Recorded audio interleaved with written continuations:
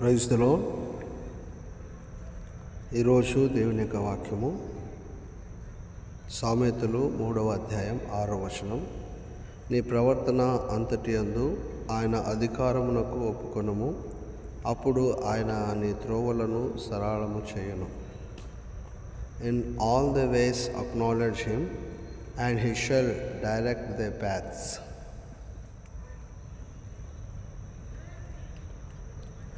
ನಿನ್ನ ಎಲ್ಲ ನಡವಳಿಕೆಯಲ್ಲಿ ಆತನ ಚಿತ್ತಕ್ಕೆ ವಿಧೇಯನಾಗಿರು, ಆತನೇ ನಿನ್ನ మార్గಗಳನ್ನು సరళ ಮಾಡುವನು.